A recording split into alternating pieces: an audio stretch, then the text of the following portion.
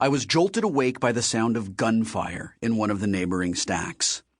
The shots were followed by a few minutes of muffled shouting and screaming, then silence. Gunfire wasn't uncommon in the stacks, but it still shook me up. I knew I probably wouldn't be able to fall back asleep, so I decided to kill the remaining hours until dawn by brushing up on a few coin-op classics: Galaga, Defender, Asteroids. These games were outdated digital dinosaurs that had become museum pieces long before I was born. But I was a gunter, so I didn't think of them as quaint, low-res antiques. To me, they were hallowed artifacts, pillars of the pantheon. When I played the classics, I did so with a determined sort of reverence.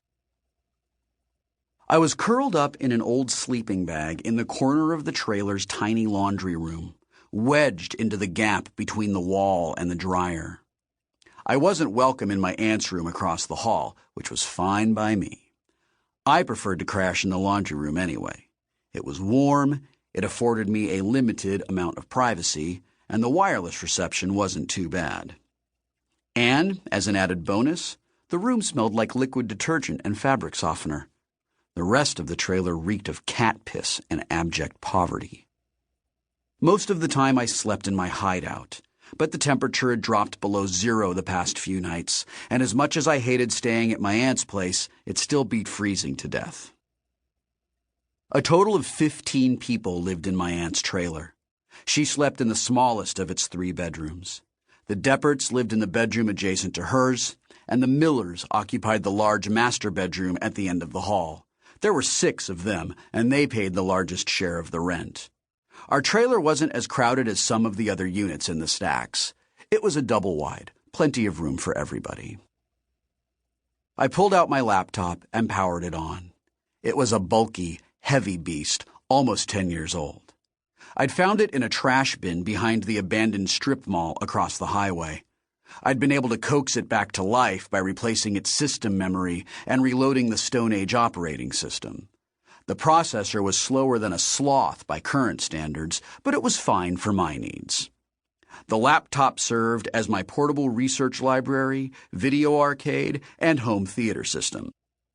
Its hard drive was filled with old books, movies, TV show episodes, song files, and nearly every video game made in the 20th century. I booted up my emulator and selected Robotron 2084, one of my all-time favorite games. I'd always loved its frenetic pace and brutal simplicity. Robotron was all about instinct and reflexes. Playing old video games never failed to clear my mind and set me at ease.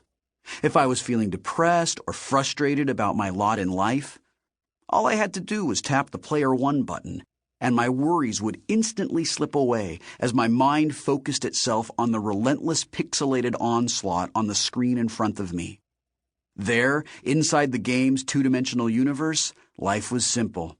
It's just you against the machine. Move with your left hand, shoot with your right, and try to stay alive as long as possible. I spent a few hours blasting through wave after wave of brains, spheroids, quarks, and hulks in my unending battle to save the last human family.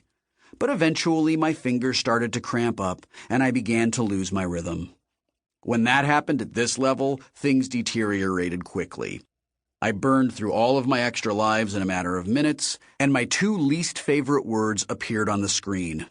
Game over. I shut down the emulator and began to browse through my video files.